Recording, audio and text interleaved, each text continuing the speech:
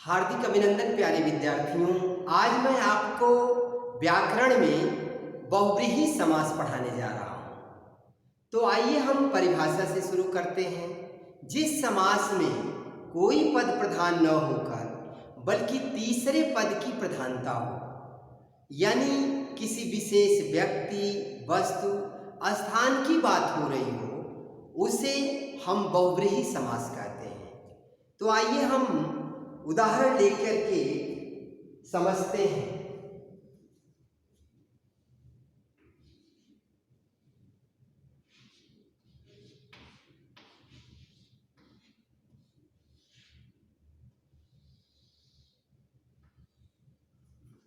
नीलकंठ। नीलकंठ में दो पद है। पहला पद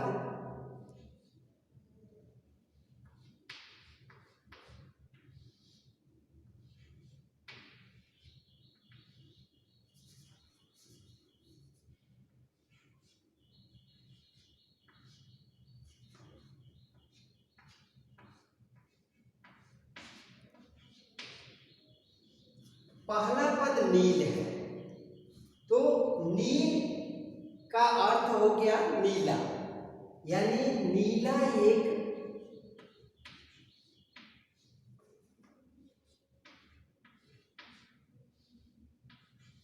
रंग है। तो पहला पद हो गया नील। नील मतलब नीला। तो नीला एक रंग है। नीला क्या है?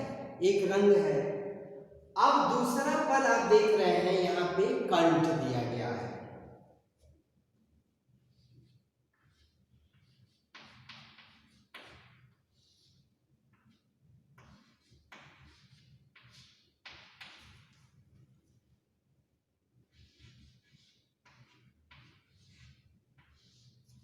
दूसरा पद है कंठ। तो यहां पे न नीला की बात हो रही है, न ही कंठ की बात हो रही है। ये नहीं कहा जा रहा है कि नीला एक प्रकार का रंग है, या रंग कई प्रकार के होते हैं, लाल, पीला, नीला, हरा। इसकी भी बात नहीं की जा रही है। और न ही कंठ की बात की जा रही है कि उस व्यक्ति का कंठ बहुत सुरीला है। ऐसा कुछ भी नहीं कहा जा रहा है। इसमें यही कहा जा रहा है कि दोनों पद की प्रधानता नहीं होती है, किसी तीसरे पद की प्रधानता होती है। यानी किसी तीसरे विशेष व्यक्ति की बात होती है। तो हम ये देखें कि ये तीसरा पद क्या है।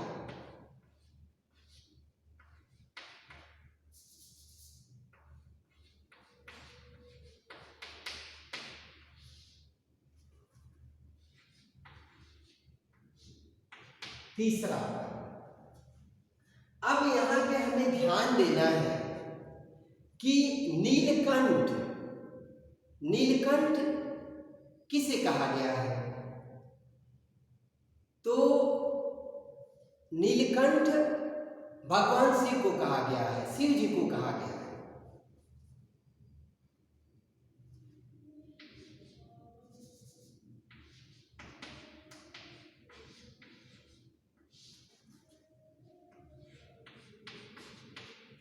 शिव जी को कहा गया, यानी प्रधान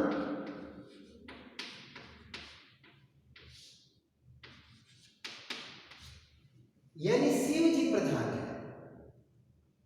अब ये उदाहरण जो है परिभाषा के अनुसार सिद्ध हुआ। जिस समास में कोई पद प्रधान न होकर बल्कि तीसरे पद की प्रधानता हो, यानी किसी विशेष वस्तु, स्थान की बात हो रही हो, उसे हम बहुव्रीहि समास कहते हैं। तो आप यहां देख रहे हैं कि नीलकंठ में न नीला की बात हो रही है, न कंठ की बात हो रही है, यानी किसी तीसरे विशेष व्यक्ति की बात हो रही है। वो तीसरा विशेष व्यक्ति कौन है भाई? वो शिव जी है। ठीक। तो इस तरह से आप और भी उदाहरण ले सकते हैं। जैसे एक उदाहरण और भी लीजिए आप, जैसे महात्मा। महात्मा। अब शब्द में आप यहां पे देखिए महा आत्मा, अगर इसका आप संधि विच्छेद करें तो क्या हो जाएगा? महाधन आत्मा, यानी ये आ की मात्रा है। तो इसमें दो पद है, एक हो गया महान और दूसरा हो गया आत्मा। तो हम देखें पहला पद क्या मिल रहा है इसमें, पहला पद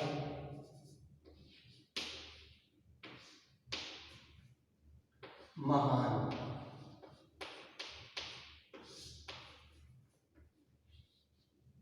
दूसरा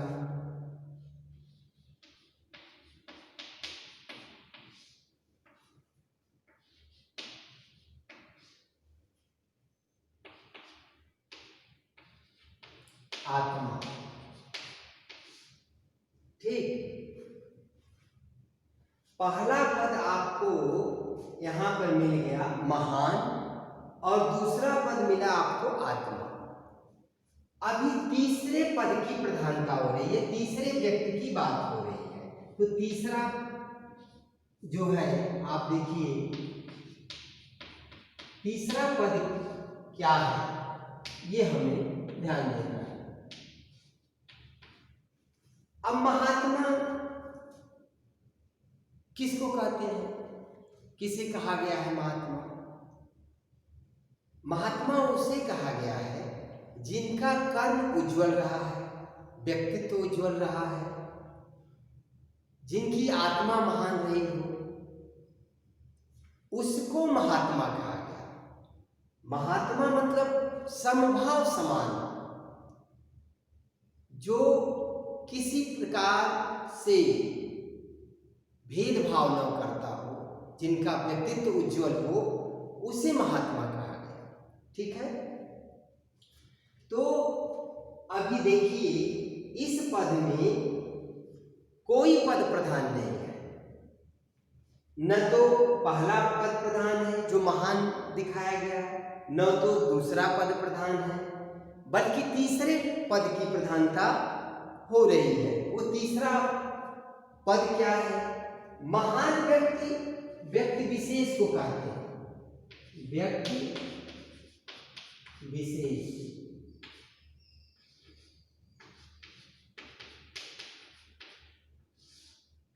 यानी हम महान जो है विशेष व्यक्ति को कहते हैं, महात्मा हम विशेष व्यक्ति को कहते हैं, सबको नहीं कह सकते आप महात्मा। जैसे अभी देखिए आप जानते हैं कि महात्मा गांधी, गांधी जी को भी एक तरह उनका नाम है, नाम करमचंद मोहन आपको पता ही है, लेकिन महात्मा शब्द से वो प्रसिद्ध हुए, महात्मा गांधी। यानी उनके कर्मों से उनका नाम महात्मा पड़ गया। ठीक है, तो उनको महात्मा कहा गया। यानी गांधी जी क्या हुए? व्यक्ति विशेष हुए। तो आपको समझ में आ रहा है इन दोनों उदाहरणों से परिभाषा कैसे सिद्ध हो रही है। इससे भी परिभाषा सिद्ध हो गई, इससे भी हो गई। ठीक है, अब और भी उदाहरण ले सकते हैं, जैसे लंबोदर का ले सकते हैं, लंबोदर।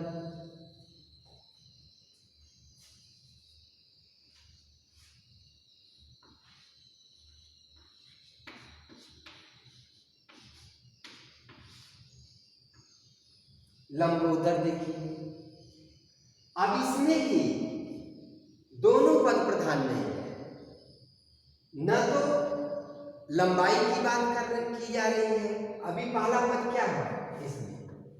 पहला पद लंबा है, तो लंबाई की भी बात की नहीं जा रही है। उदर, लंबा प्लस उदर, उदर मतलब पेट, यहाँ पेट की भी नहीं बात की जा रही है।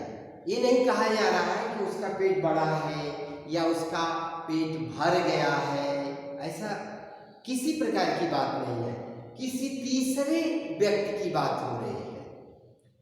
तो अभी आप ध्यान दीजिए कि लंबोदर किसे कहा गया, तो लंबोदर गणेश जी को कहा गया। तो गणेश जी तीसरा पद है, गणेश जी ही तीसरा पद है, तीसरा, ठीक है, गणेश जी ही तीसरा पद है।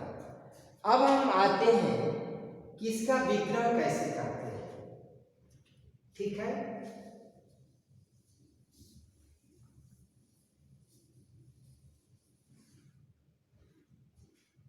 विग्रह कैसे करें,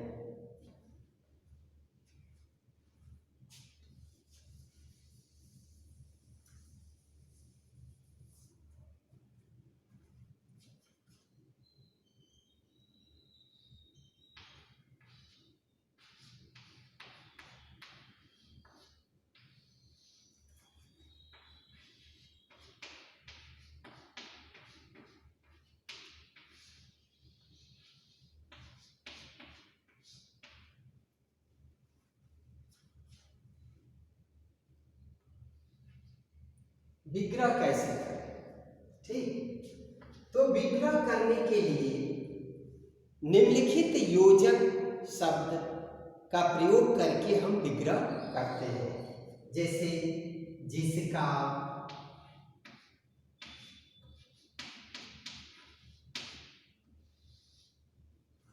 जिसकी,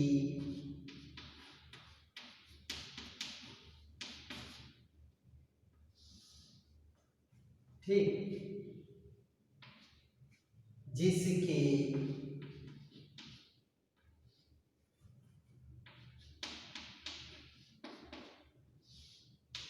जिनका, जिनका, जिनके, जिनके,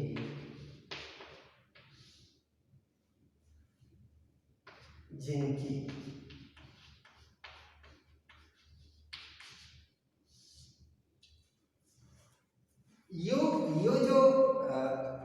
ये जो योजक शब्द लिखे गए हैं, इनका प्रयोग करके हम आदि, और भी है, यहाँ आदि भी लिख सकते हैं, आदि, इनका प्रयोग करके हम विग्रह करते हैं। तो उदाहरण के रूप में लंबोदर का ले लीजिए, यहाँ पे लंबोदर का विग्रह कर लीजिए,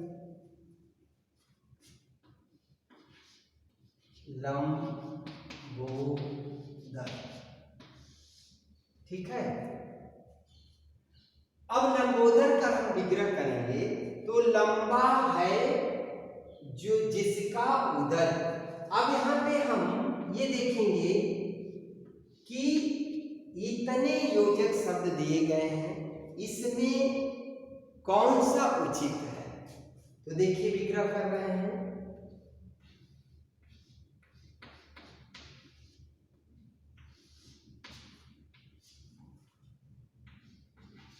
लंबा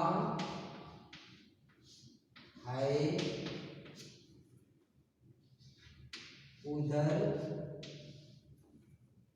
जिसका,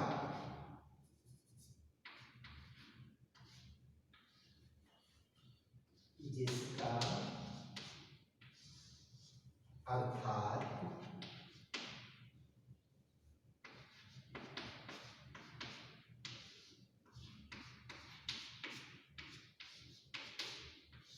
गणेश, ठीक है। लंबा है उदर जिसका अर्थात गणेश जी। तो विग्रह करते समय हम इन योजक शब्दों का प्रयोग करते हैं। तो देखते हैं कि इसमें उचित कौन है। तो यहाँ पे देखिए जिसका लगा हुआ है, तो जिसका शब्द उचित था हमने लगाया। क्यों नहीं जिसकी लगाया? क्योंकि यहाँ पे जिसकी शब्द जो है बैठ नहीं रहा है, क्योंकि गणेश जी जो है पुल्लिंग है, इसलिए हम यहाँ पे जिसकी का प्रयोग नहीं किया। ठीक है, जिसका का प्रयोग किया। तो ये भी आपको ध्यान देना है कि विग्रह करते समय अगर जिस योजक शब्द का आप प्रयोग कर रहे हैं वह अगला जो शब्द आया है उसके अनुरूप है कि नहीं है, ये भी देखना है आपको। एक और उदाहरण ले लीजिए आप। दूसरा उदाहरण यहाँ पे मैं लिख रहा हूं महात्मा। महात्मा, ठीक है। महात्मा का जब हम विग्रह करेंगे तो होगा महान है जो आत्मा। महान, महान है जिसकी, महान है जिसकी आत्मा।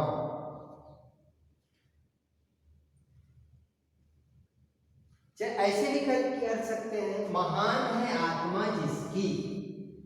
महान है आत्मा, आत्मा जिसकी।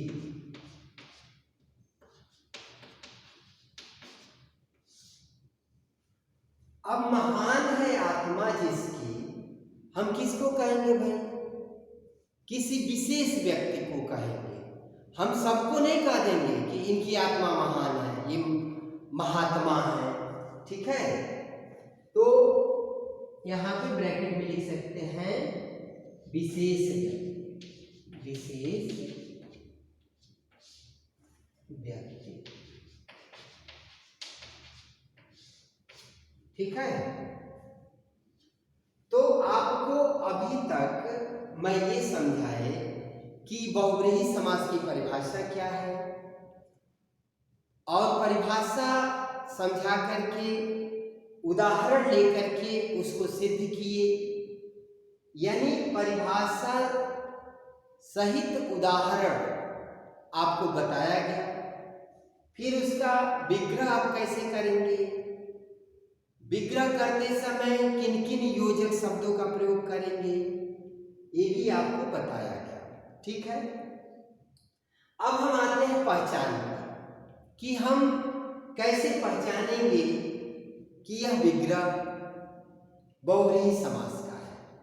देखो, बहुव्रीहि समास का विग्रह पहचानने के लिए उसमें ऐसे योजक शब्द आए रहेंगे, जिसका, जिसकी, जिनकी, जिनके, ये योजक शब्द विग्रह के अंत में आए रहेंगे। ऐसे देखिए, अंत में आया, अंत में आया, यहां देख रहे हैं, सॉरी, यहां देखिए विग्रह के अंत में आया, अंत में आया। यानी जब हम विग्रह करते हैं तो विग्रह के अंत में अगर जिसका, जिसकी, जिनके, जिनका, ये योजक शब्द आए रहते हैं तो हम ये पहचान जाते हैं कि ये बहुव्रीहि समास है। तो बच्चों धन्यवाद। मैं आपको पुनः दूसरे वीडियो में द्विगु समास लेकर मिलूंगा। तब तक के लिए धन्यवाद।